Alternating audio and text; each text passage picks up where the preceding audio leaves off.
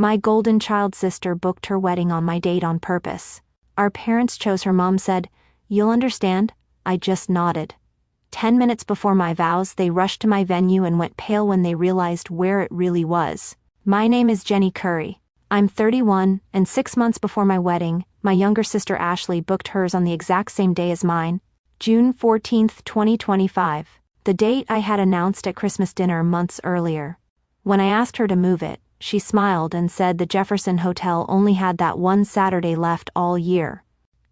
I called the hotel myself. It was a lie.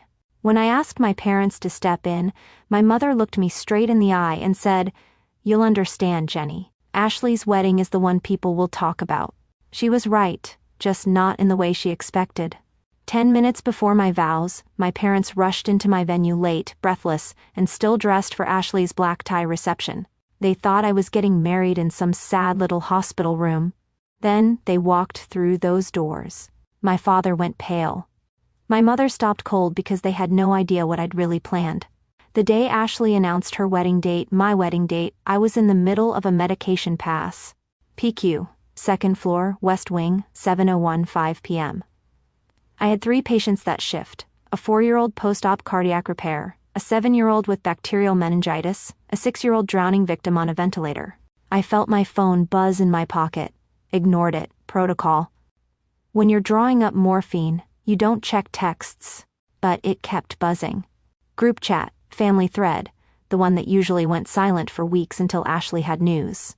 I finished the med pass, signed off the chart, stepped into the supply room, 47 messages. I scrolled fast. Engagement photos, Ashley and Trevor, her hand extended, diamond catching light. Congratulations pouring in. Then I saw it. Wedding date, June 14, 2025. My hands went cold. June 14, my date. The one I'd announced 8 months ago, the one I'd put a $2,500 deposit on in September. I read it again, then again. My coworker Keisha stuck her head in. "You good?" "Yeah," I said. My voice sounded far away. "Just family stuff." She looked at my face. "You sure?" I nodded. "I need to recheck the morphine dose on bed 3. Can you double-check my math?" "Of course." My hands were shaking too much to trust myself. That night, driving home at 7:03 a.m., after my shift, I kept replaying it. Ashley's face at Christmas dinner, the way she'd gone quiet when I announced my date, the way her smile had tightened. Maybe it was an honest mistake. Maybe she really didn't remember. Maybe, no, I'd seen that look before. When I got into nursing school, and she didn't get into her first choice college. When I bought my first car with my own money, and she had to ask Dad for help. When I told them about Sam, and she realized her timeline was slipping. Ashley didn't forget. Ashley took. I pulled into my building's parking lot. Ravenswood. The 1-bedroom Sam and I split for $1,650 a month. Modest. Small. Hours. I sat in my car for 10 minutes, staring at nothing. Sam was probably already asleep. He'd worked a 48-hour shift at the firehouse. Engine 78. We crossed paths coming and going. 2 people who understood that the work mattered more than the schedule. I thought about a little girl I'd cared for 3 years ago. Mia. 6 years old. Leukemia. Acute lymphoblastic. She'd come into the PICU and septic shock on a Tuesday night in October 2021. I remembered one night specifically. 3:47 a.m., her oxygen saturation dropping. 82%, 79, 75. The respiratory therapist was in another code. 2 floors down. I manually bagged Mia for 20 minutes, squeezing air into her lungs, watching the monitor, talking to her even though she was sedated. "Come on, sweetheart. Stay with me. Your mom needs you. Your dad needs you. I need you to fight." Her mother stood beside me, gripping my other hand so hard my fingers went numb. "Please don't let her die," she whispered. I didn't. Mia survived. 11 months of treatment, remission, recovery. Her parents never forgot. I'd spent my whole life making myself smaller so Ashley could shine brighter, giving up space, giving up attention, giving up the front row at family dinners and holiday photos and birthday celebrations. This time, I was done shrinking. I got out of the car, went upstairs. Sam was asleep on the couch, still in his CFD t-shirt, remote in his hand. I sat beside him, put my hand on his shoulder. He woke up, blinked. "Hey, you okay?" "Ashley booked her wedding on our date," I said. He sat up, fully awake now. "What?" "June 14th, our date. She announced it in the group chat." "That's..." He stopped, looked at me. "That's not an accident." "No," I said. "It's not. What are you going to do?" I looked at him, at this man who'd saved people from burning buildings for 14 years, who understood what it meant to run toward the fire while everyone else ran away, who'd never once asked me to be anything other than exactly who I was. "I'm keeping our date," I said, "and I'm getting married exactly where we planned." "Good," he said. He took my hand. "Then let's make it count." Let me back up. Christmas 2024. December 22nd. My parents' townhouse in Lincoln Park. 4-bedroom, 3-bath, worth about $900,000 in the current market. My father's dealership had been good to them. 3 locations now, $6.8 million in annual revenue. Not wealthy, but comfortable. The whole family gathered around the dining room table. Prime rib, twice-baked potatoes, roasted Brussels sprouts, the good china, the crystal glasses, the linen napkins that had to be ironed. My mother had been cooking since dawn. The house smelled like rosemary and garlic and butter, candles on the mantel, Christmas tree in the corner, white lights, gold ornaments, perfectly coordinated. Ashley arrived first with Trevor. He worked at Goldman Sachs. Investment banking, $240,000 a year base salary, plus bonus. That number came up in conversation within the first 7 minutes. "How's work, Trevor?" my father asked. "Busy?" Trevor said. He had that finance guy confidence, the kind that came from knowing your college degree opened doors most people couldn't even see. "We just closed a deal with a tech startup. Series B funding, $12 million. My mother leaned forward. "That sounds impressive." "It's exciting," Trevor said. He put his arm around Ashley. "We're thinking about looking at condos in the spring, maybe Lincoln Park, close to the office." His parents offered to help with the down payment, Ashley added. Casual, like it was nothing. "They're being so generous." My father nodded approvingly. "That's smart. Building equity young. That's how you set yourself up." I caught Sam's eye across the room. He was standing by the bookshelf, drink in hand, watching. He gave me a small smile. Sam had met my parents exactly 3 times before tonight. Once at a family barbecue, once at Thanksgiving the year before, briefly, before I got called in for a shift, once at a birthday dinner for my father. Each time they'd been polite, distant. They asked him about work, about the fire department, about pension plans and benefits. The conversation never went deeper than logistics. When Sam talked about a rescue, about carrying an 80-year-old woman out of a 3rd-floor walk-up, about saving a kid from a car wreck on the expressway, my father would nod and say, "That's good work. Steady work." Steady. That was the word they used. Like Sam was a reliable appliance. We sat down for dinner. My mother brought out the prime rib on a platter. My father carved. Ashley and Trevor got the first servings. Always. Then my parents. Then me and Sam. "So," my mother said, looking at Ashley. "How's work going for you, sweetheart?" Ashley lit up. "Amazing. I just closed my biggest quarter ever. $380,000 in sales, oncology drugs. It's brutal, but the commission is incredible." "That's wonderful," my father said. "You've worked so hard." Ashley smiled. "I'm on track for President's Club this year. That's a trip to Cabo. All expenses paid. 5-star resort. You deserve it," my mother said. I picked at my potatoes. Sam put his hand on my knee under the table. "Squeeze gently." "What about you, Jenny?" my aunt asked. "Aunt Carol, my mother's sister. How's the hospital?" "Busy," I said. "We've had high census all month. Lots of respiratory cases. RSV season." My mother nodded. "That sounds hard, honey." 3 seconds of silence. Then my father turned to Trevor. "So, Trevor, what do you think about the market right now?" "I'm thinking about expanding one of the dealerships, adding a service center. And just like that, I was gone. Erased from the conversation. Sam leaned close, whispered, "You want to leave early?" I shook my head. Not yet. I waited until dessert, apple pie, my mother's recipe, vanilla ice cream on top. I set down my fork. "So, Sam and I have an announcement," I said. My mother looked up. "Oh?" I held up my hand. The ring caught the candlelight. Small diamond, white gold band. Perfect. "We're engaged." My mother blinked, leaned forward to inspect the ring. "Well, congratulations, sweetheart." She took my hand, tilted it in the light. "It's lovely. Small, but lovely." Small. The word landed like a stone. Sam had saved $400 a month for 8 months. $3,200. He'd gone to 3 different jewelers. He'd picked this ring because the jeweler told him the cut made it look bigger than it was. Because he wanted me to have something beautiful. "When did this happen?" my father asked. "September," Sam said. "I proposed at Montrose Beach. Sunrise." "How romantic," Aunt Carol said. Ashley's smile was thin, sharp. "When's the big day?" "June 14th, 2025, I said. "We've already put down a deposit." I watched Ashley's face. Something flickered there. Her jaw tightened for half a second. Then she caught herself, smoothed it over. "June," she said slowly. "That's so soon."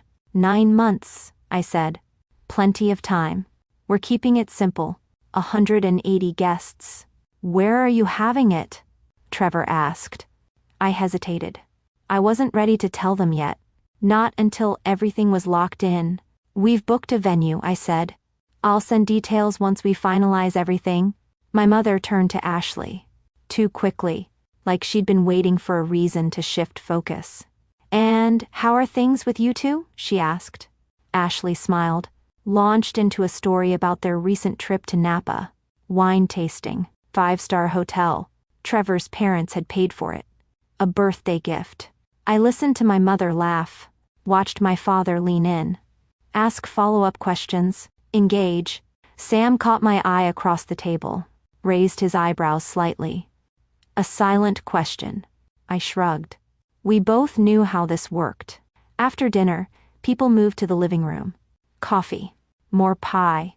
My father poured bourbon for the men. Ashley excused herself. "I'll just check on the dessert plates." She was gone for 12 minutes. When she came back, her eyes were too bright, too focused. She sat down next to Trevor, put her hand on his knee, laughed a little too loudly at something my uncle said. Driving home that night, Sam said, "Your sister looked hungry." "For what?" I asked. "I don't know," he said. "But I don't think it's pie." I stared out the window. Chicago at night, street lights, holiday decorations, storefronts closing up. "She's always wanted what I have," I said quietly. Sam glanced at me. "You think she's going to do something?" "I don't know," I said. "But I did. I just didn't know how bad it would be." I should explain something about my family. Ashley has always been the golden child. Not because she's smarter or kinder or better, because she's successful in the way our parents understand. Money, status, visible achievement. She's a senior specialty pharmaceutical sales rep. Oncology drugs. She makes $180,000 a year. She drives an Audi Q5. She lives in a Lincoln Park condo with exposed brick and floor-to-ceiling windows. Her Instagram has 250,000 followers. She posts about her life, her outfits, her brunches, her boyfriend, her bonuses. I make $68,000 a year. I drive a paid-off 2019 Honda Civic. I live in a 1-bedroom apartment in Ravenswood with Sam. Rent is $1,650 a month. My Instagram has 300 followers, mostly co-workers and high school friends. I post approximately twice a year. At family dinners, the conversation always bends toward Ashley, her latest sales quarter, her new handbag, her weekend in Michigan. Our parents lean in when she talks. They ask follow-up questions. They beam. When I talk about work, my mother says, "That sounds hard, honey." And then someone changes the subject. It's been this way for years. My 16th birthday, March 2009. My parents gave me a car, a 2004 Honda Accord. 15 years old, 130,000 miles, manual transmission. The check engine light was on. My father handed me the keys. It'll teach you responsibility. You'll have to maintain it yourself. I said, thank you. I meant it. I needed a car to get to my part-time job at the nursing home, to get to school, to drive myself places because no one else would. Ashley's 16th birthday was 11 months later. February 2010, she got a 2010 Volkswagen Jetta. Brand new, automatic heated seats, satellite radio. My parents co-signed the loan, but they made the down payment, $4,500. At her birthday dinner, my father raised his glass. To Ashley, our little girl is growing up. We're so proud of the young woman you're becoming. No one had made a toast at mine. College graduation, May 2015. I walked across the stage at the University of Illinois Chicago, Bachelor of Science in Nursing. I'd worked 20 hours a week throughout school, took out loans for the rest, graduated with $38,000 in debt. My parents came to the ceremony, took photos, took me to dinner at Olive Garden. We're proud of you, my mother said. Nursing is such a stable career. Stable. That word again. Ashley graduated a year later, May 2016, communications degree, DePaul University. She'd lived in a campus apartment my parents paid for. $32,000 a year, 4 years, $128,000 total. They threw her a graduation party, backyard, catered food, 70 people. A banner that said, "Congratulations, Ashley." She graduated debt-free. At the party, I overheard my mother talking to her friend. Ashley's already had 3 job offers, she said. I always knew she'd do well. She's so driven. I was standing 10 feet away, holding a plate of pasta salad, wearing my scrubs because I'd come straight from a shift. My mother didn't look at me. Summer, 2018. Family vacation. My parents rented a lake house in Wisconsin, 4 bedrooms. They invited everyone, aunts, uncles, cousins. Ashley got the master bedroom, king bed, private bathroom, lake view. I got the pull-out couch in the den. When I asked why, my mother said, Ashley needs her space. You've always been fine with less. That trip, my father took Ashley out on the boat every morning. Just the 2 of them, fishing, talking. He asked me once, "You want to come, Jenny?"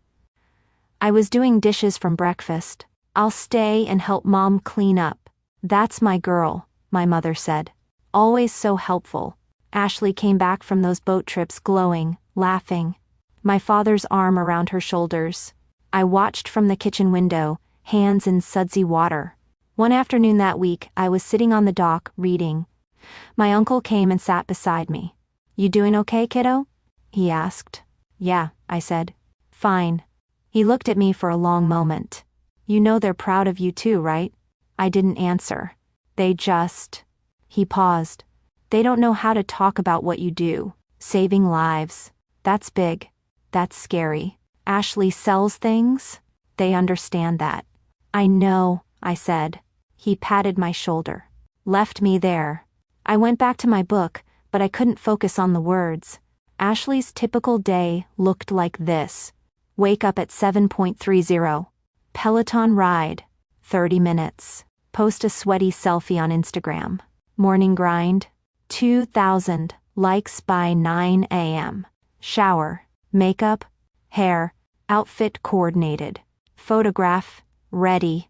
Every day was content. Meetings with doctors, lunch with clients, expenses paid by the pharmaceutical company. Steak dinners, wine, hotel conference rooms, home by 6, dinner with Trevor or drinks with friends, posted on Instagram. Date night at RPM Steak. 1,500 likes. Weekend trips Napa, Nashville, Miami, posted in real time. My mother commented on every photo. Gorgeous. Have fun, sweetheart. My parents called her every Sunday. Hour-long conversations. They asked about work, about Trevor, about her life. They called me every 3rd week. 15-minute conversations. How's work? Good?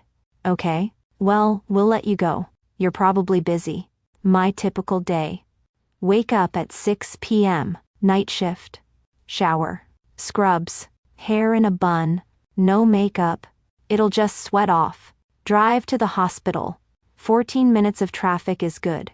Park in the employee lot. Badge in. Second floor. PICU. 7 p.m. 7 a.m. 12 hours. 3 to 4 patients. Ventilators. 4 pumps. Medication drips. Vital signs every hour. Charting. Endless charting. 2 a.m. Vending machine dinner. Turkey sandwich. Bag of chips. Coffee from the break room. Taste like burned rubber. Parents sleeping in recliners next to their children's beds. I bring them blankets. Coffee. Reassurance. She's stable. I'm watching her closely.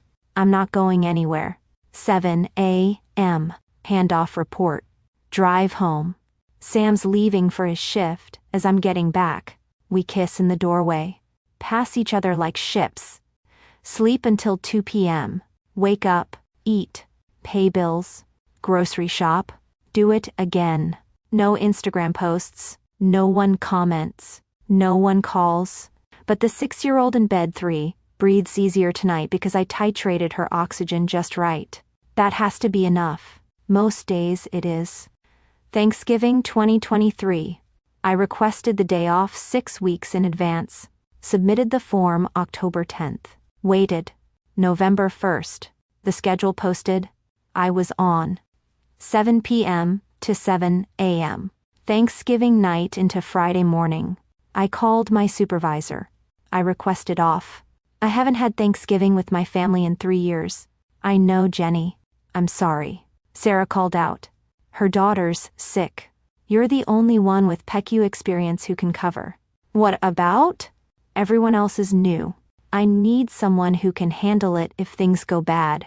So, I worked. That night, we had a triple admission. Car accident on I-94. Family of 4. 2 kids came to us. 7-year-old boy. Head trauma. Possible skull fracture. 4-year-old girl. Internal bleeding. Emergency surgery. The parents stood in the hallway covered in blood. The father kept saying, "We were just going to my sister's house. Just dinner. Just dinner." I stayed with those kids all night. The boy stabilized around midnight. The girl made it through surgery. Came back to us at 2 a.m. I monitored her every 15 minutes. At 11 p.m., my phone buzzed. Group text. Family photos from Thanksgiving dinner. Everyone around the table. Smiling. Turkey. Stuffing. Pies. My mother's text. Missing Jenny, but we understand work comes first for her. The subtext screamed. Ashley would never miss Thanksgiving. Ashley knows what matters. Ashley has priorities. I was standing at a bedside adjusting a ventilator. A 4-year-old was alive because I was there instead of eating pie. At 11:04:05, I ate a vending machine turkey sandwich. 99 cents. Dry bread, processed meat. It stuck in my throat. At 2:37 a.m., the girl's mother hugged me, crying. "You saved her. You saved my baby." I went home at 7:30 a.m. Sam had saved me a plate. Cold turkey. Mashed potatoes. He'd worked his shift too. We ate together in silence. My mother called 3 days later, talked for 40 minutes. 38 of those minutes were about Ashley's new promotion. She asked about my Thanksgiving once. Was it busy? Yeah, I said. Well, you're so dedicated. That was it. I stopped expecting equal treatment somewhere around 2019. I stopped hoping they'd notice around 2021. By the time Sam proposed in 2024, I'd made peace with it. Or I thought I had. Turns out, there's a difference between accepting that your parents will always love your sister more and watching them choose her wedding over yours. One is resignation. The other is betrayal. I met Sam 5 years ago. Apartment fire in Wicker Park. 8-year-old girl. Smoke inhalation. Respiratory distress. Sam was on the medic unit that brought her in. Engine 78. He stayed with the family while I stabilized her. At 3 a.m., standing outside the PICU, he said, "You're really good at this." I said, "So are you." We started talking, then coffee, then more. He understood the 24-hour shifts, the missed holidays, the weight of keeping people alive.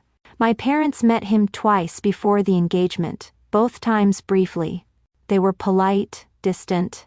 After he proposed, I called them. My mother's first question was, "How big is the ring?" "It's perfect," I said. "I'm sure it's lovely," she said. "Ashley's boyfriend is in finance. Did she tell you?" The call lasted 23 minutes. 15 of those minutes were about Ashley and Trevor. When I hung up, Sam asked, "Do they ever actually hear you?" "Not in a long time," I said. January 18, 2025. 2:38 p.m. I was restocking supply carts in the PICU when my phone buzzed. Family group chat. 47 unread messages. "Ashley, we're engaged."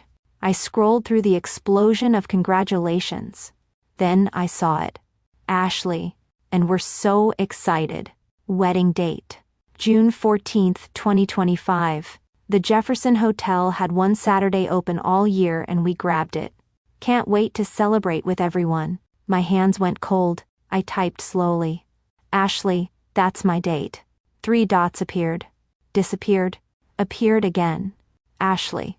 Oh, I thought yours was just tentative." I stared at my phone. Tentative.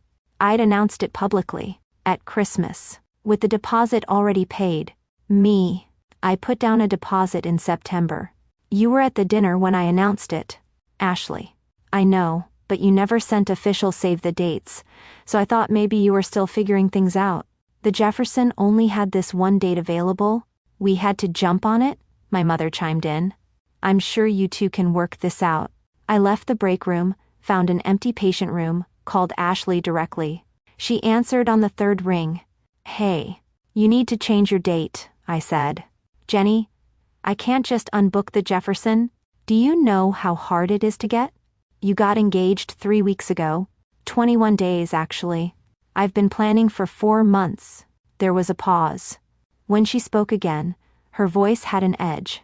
"Maybe you should have picked a more flexible venue." "A more flexible?" "Ashley, you did this on purpose." "That's ridiculous."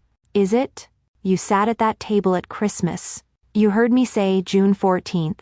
You looked me in the eye." "I don't remember every detail of every conversation, Jenny. I'm sorry if there's a conflict, but I'm not changing my date. We've already put down $15,000. I put down $2,500 in September." "Well," her voice went cold. "I guess that's the difference between our budgets." The line went quiet. "Figure it out," she said. Then she hung up. I called my parents of that night. My father answered. I explained the situation, the timeline, the deposit, the deliberate theft. "Nobody stole anything," he said. "It's just a conflict. A conflict she created on purpose." My mother got on the line. "Honey, I know this is frustrating." "Frustrating?" "She stole my wedding date." "Don't be dramatic," my father said. "You're both our daughters. We're not taking sides." "You don't have to take sides. You just have to tell her to pick another date." Silence. Then my mother's voice, gentle and devastating. "Jenny, sweetheart, Ashley's wedding is important for the whole family. Trevor's parents are very well connected. Your father's business. We have opportunities here. You have to understand the bigger picture. The bigger picture where I don't count." "That's not what I'm saying. Of course you count. But you have to be realistic. Ashley's wedding is the one people will talk about. Business contacts, social opportunities. You'll understand when you're older. I'm 3 years older than Ashley. So what am I supposed to do?" I asked. "Pick another date," my father said. "It's just a date, Jenny. Don't make this about you." My hands were shaking. "It is about me. It's my wedding." "You've always been so independent," my mother said. "You don't need us the way Ashley does." I hung up. Sam found me on the couch an hour later. He didn't ask what happened. He just sat with me. "You don't have to prove anything to them," he said. "I'm not trying to prove anything anymore," I said. "I'm just done begging to be seen." 3 days of silence. No texts. No calls. Then, January 21st. I saw Ashley's Instagram story. Photos from a venue tour, the Jefferson Hotel. Tagged location. #blessed. That was the moment I stopped asking for their approval. I emailed our wedding planner. Confirmed everything. Locked in the date. June 14th. No changes. If they wanted to miss it, they'd miss everything that mattered. February through May was a masterclass in dismissal. The family group chat became Ashley wedding headquarters, menu tastings, dress fittings, band selection, floral arrangements, 400 messages about her big day. When I posted a detail about my wedding, I got 2 responses. My aunt's thumbs up emoji, my cousin's nice. Ashley posted a photo of her dress. Vera Wang. $6,200. My parents paid for it in full. They threw a shopping party. 12 people. Mimosa brunch included. My mother called me a week later. "Honey, I want to help with your dress," she said. "I know money is tight for you too. Let me contribute." "I already bought mine," I said. "Oh. How much was it?" "It's perfect for the venue. I'm sure it's lovely. Simple is very elegant." She thought I'd bought something cheap. The dress cost $2,400. I paid for it myself, but I let her think what she wanted. In March, the please reply started coming in. 68 people received invitations to both weddings. Mutual family and friends. People who had to choose. 61 chose Ashley. 7 chose me. My Aunt Carol sent an email. "Sweetie, we'd love to come to yours, but we already committed to Ashley's and its black tie. We bought outfits. You understand? We'll take you to dinner after your honeymoon." My cousin Bryce chose mine. He texted me privately. "For what it's worth, this whole thing is messed up." In April, Ashley posted in the group chat, "Are you doing a church ceremony or just City Hall?" "Neither," I said. "Ooh, mysterious. Let me guess. Park permit?" I didn't answer. My mother called. "Jenny, where is your wedding? I'd like to coordinate with the family." "It's handled," I said. "But where?" "You'll see on the day. Let them guess." They'd know soon enough. Here's what they didn't know. Fall 2021. A 6-year-old girl named Mia Hartley was admitted to the PICU, acute lymphoblastic leukemia, septic shock. She was dying. I was assigned as her primary nurse. 8 12-hour shifts in a row, approved overtime.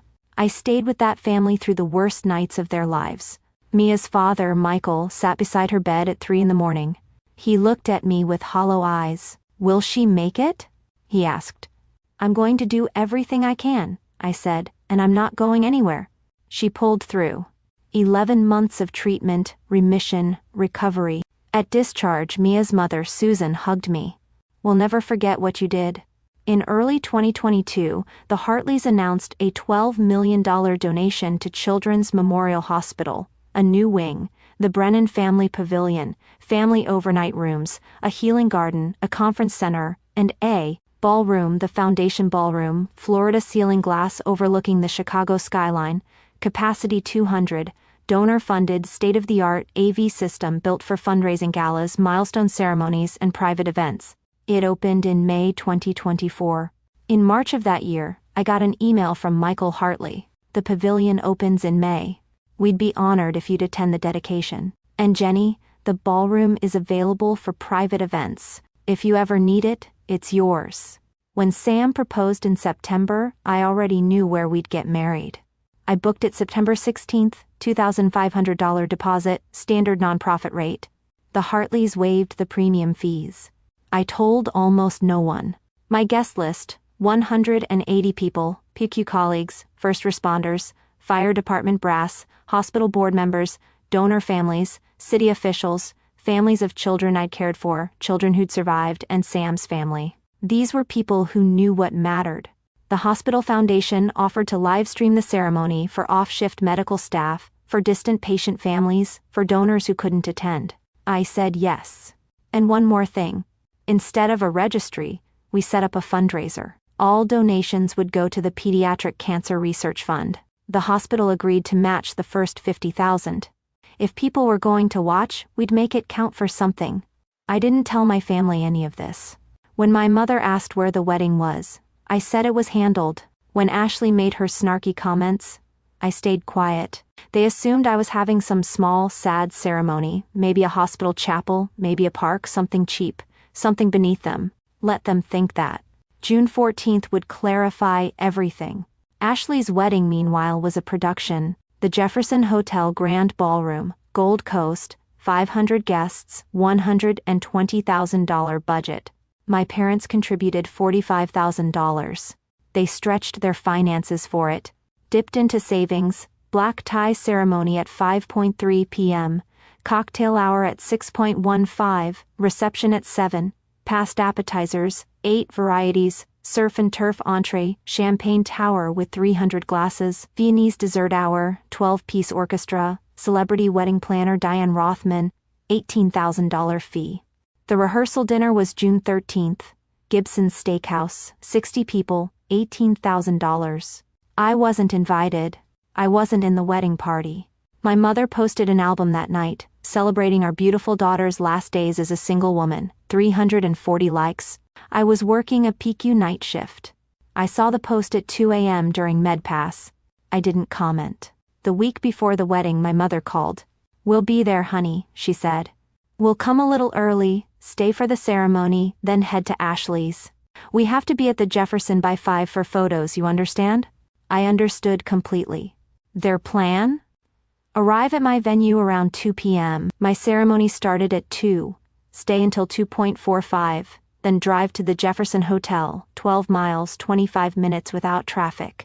Arrive by 5, plenty of buffer time, 45 minutes at my wedding, just long enough to say they came. "I understand," I said. "I knew you would," my mother said. "You've always been so reasonable." June 14th, wedding day. I woke up at 6:30 a.m. in a hotel suite 2 blocks from the venue. Complimentary room.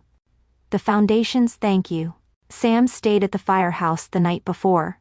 Tradition. My bridesmaids arrived at 7, 4 PQ nurses, Keisha, Rachel, Donna, Lynn, and Sam's sister Bridget.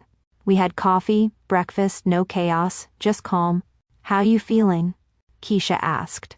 "Ready?" I said. "Your family coming?" Rachel asked. "We'll see," I said. My phone had 0 texts from my parents or Ashley. At 8, the hair and makeup artist arrived, donated by a grateful family whose son I'd cared for in 2023. By 11, I was dressed.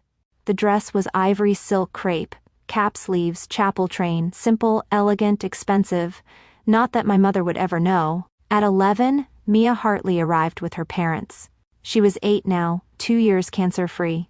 She wore a white flower girl dress and a pink ribbon in her hair, pediatric cancer awareness. "You look like a princess," she said. I knelt down. "You look like a hero," because she was. 1230 p.m., the venue coordinator Lauren texted me. "Guests arriving, everything's perfect," deep breath. By 1 p.m. the street outside the pavilion was lined with fire trucks, 28 firefighters from Engine 78 and Truck 23, dress uniforms, Class A's, an honor guard, an ABC 7 news van parked nearby. Michelle Torres, community reporter. The hospital had invited them. Heart of the City segment.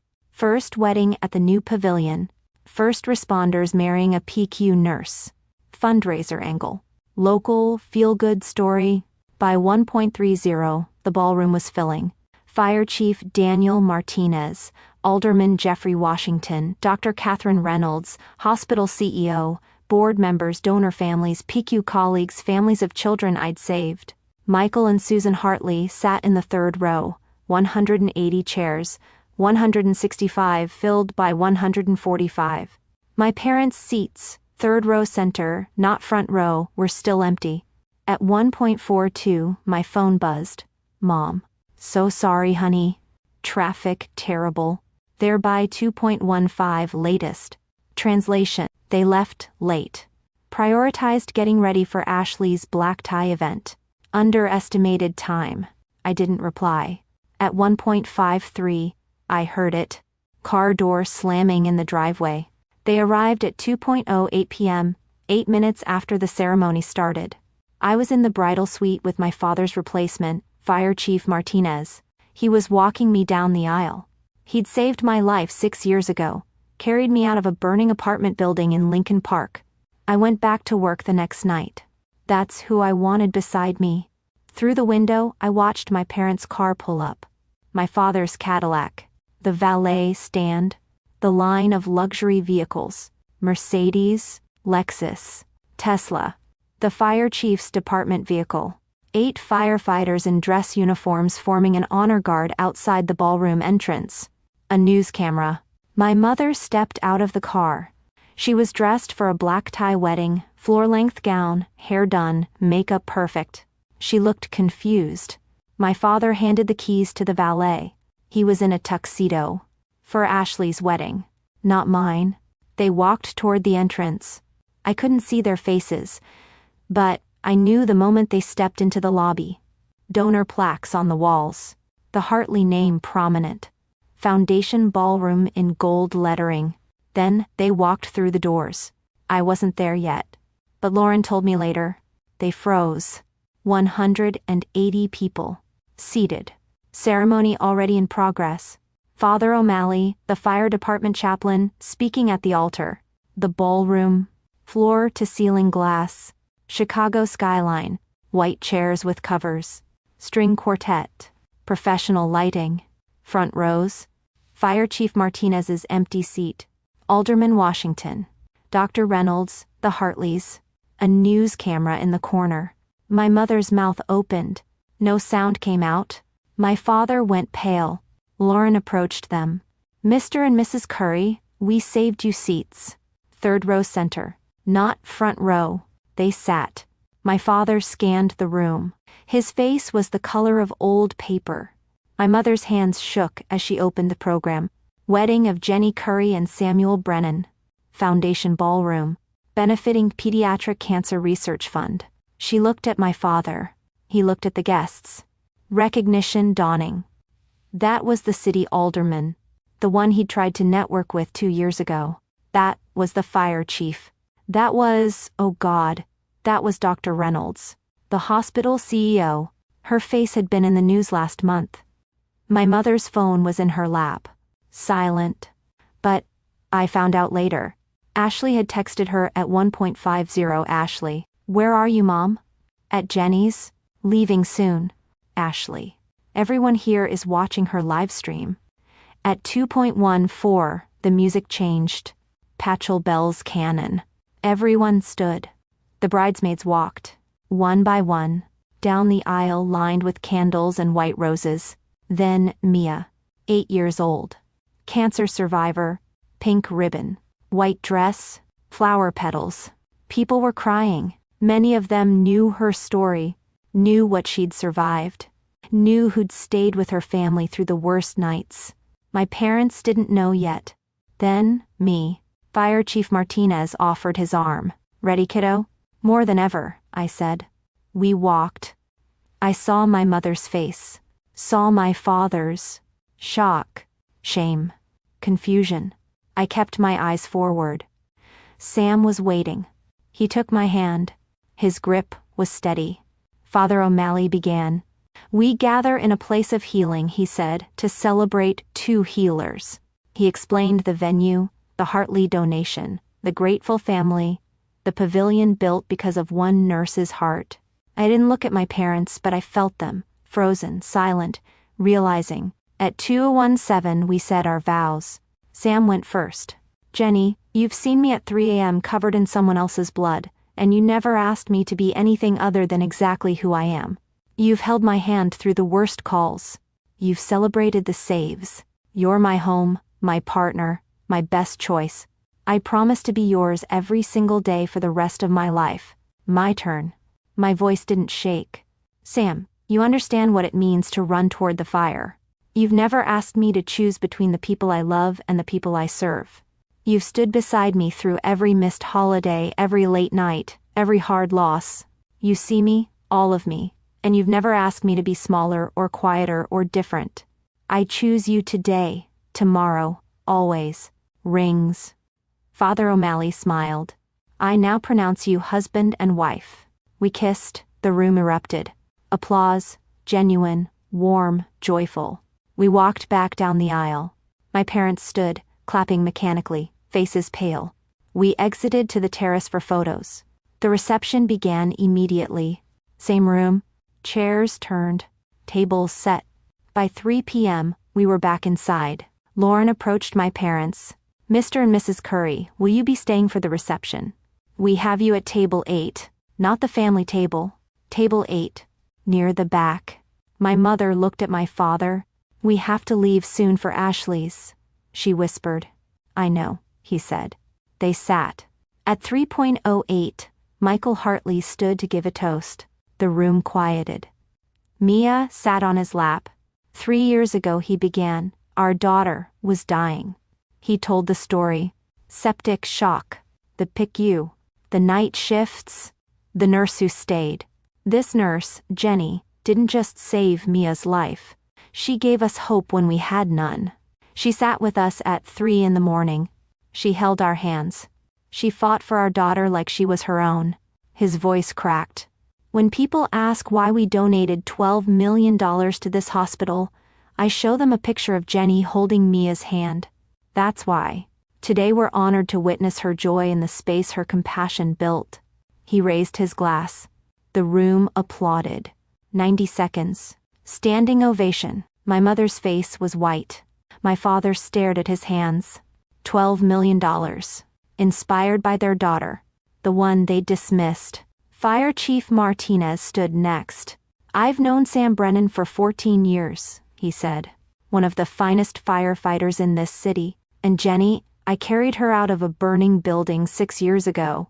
Lincoln Park apartment fire. She thanked me by going back to work the next night saving kids." He looked at us. "These two are Chicago's backbone. The people who run toward the fire while everyone else runs away. Let's raise a glass to them. To Jenny and Sam." The room roared. My father's face. He hadn't known I'd nearly died. I'd never told them. They'd never asked. At 3:45, my mother's phone buzzed. I didn't see the text, but I learned later. Bryce, my cousin, at Ashley's wedding. Bryce. "Half the people here are watching Jenny's live stream on their phones. This is wild." The live stream. The hospital foundation had set it up. Professional cameras, audio feed. Posted on their website. 892 concurrent viewers at that moment. By 4 p.m. it would hit 12:40. People at Ashley's cocktail hour, the one that started early at 4, were on their phones, watching my wedding instead of celebrating hers. At 4:15, my mother approached me. I was talking to Dr. Reynolds and Alderman Washington. "Sweetheart," my mother said quietly, "we need to leave soon for Ashley's." I turned, looked at her. "Of course," I said. Calm, steady. "Thank you for coming."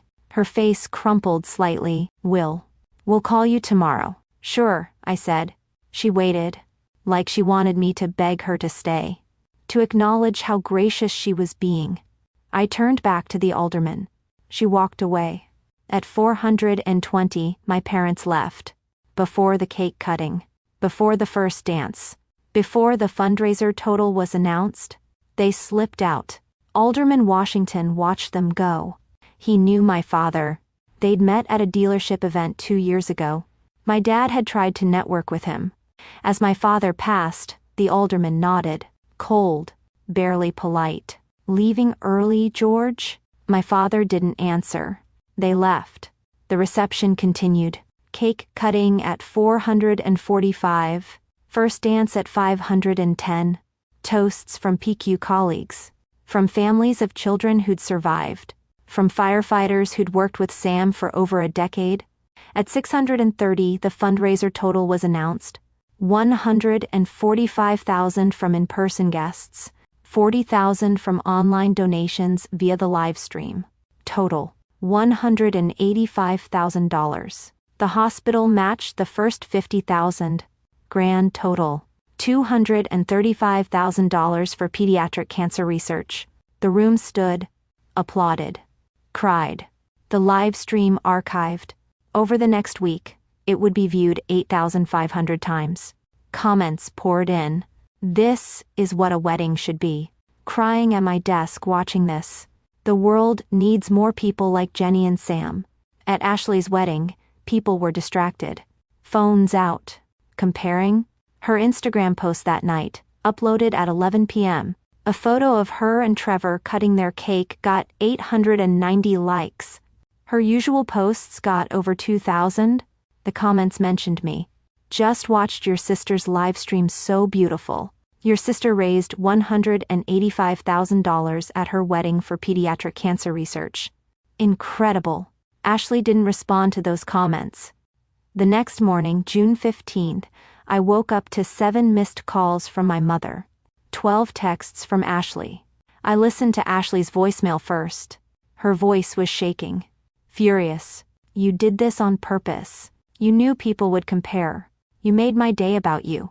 You ruined everything. Everyone was on their phones watching your little hospital thing instead of celebrating me. I will never forgive you for this. Never. 4 minutes. All rage. I deleted it. My mother's texts were gentler, but just as desperate. Mom, we need to talk. Can we meet? Mom. Jenny, please call me.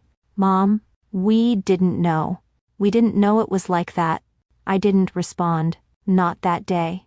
Sam and I went to breakfast, walked along the lake, ignored our phones. You okay? He asked. Yeah. I said, I really am. I finally agreed to meet them 2 weeks later. June 28th. A Starbucks on Armitage, neutral territory. Sam came with me. My parents arrived, looking tired. My mother's makeup couldn't hide the shadows under her eyes. My father wore a polo shirt. Casual. Like this was just coffee. We sat.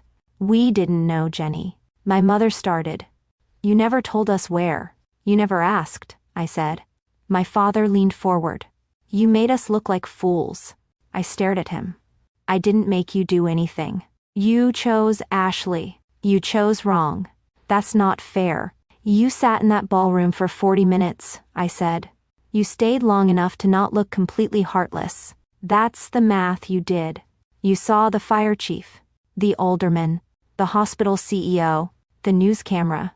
You saw $235,000 raised for dying children. And you still left early to go to Ashley's champagne tower. My mother's eyes filled. We had committed. You committed to me first, I said. 8 months before Ashley even got engaged. But the second she wanted my date, you picked her. You told me her wedding was the one people would talk about. You were right. They're talking. Just not the way you wanted. Silence. We made a mistake, my father said quietly. You made a choice, I said. You've been making it for years. My mother reached across the table. I pulled back. I'm not cutting you off, I said. But I'm not doing this anymore. I'm not accepting scraps. I'm not pretending it's okay to be treated like the backup child. We never. You did. You do. Ashley makes more money, so she matters more. She posts on Instagram, so she's successful. I save children's lives. But that's not impressive because I don't drive an Audi. My father opened his mouth. Closed it. If you want to be part of my life going forward, I said, here's what I need. Real acknowledgement. Not, we didn't know. You didn't care to know. Family therapy. Time. And proof that things have changed. I'm not doing holidays where I'm an afterthought. I'm not doing phone calls where you spend 40 minutes on Ashley and 5 on me. I'm done. I stood. Therapy first, I said. Then we'll see. Sam and I left. My parents sat there, silent. 3 months passed. July. August. September. In mid-July, my father sent an email. 1,200 words. Specific acknowledgements. Apologies for specific moments. Thanksgiving 2023.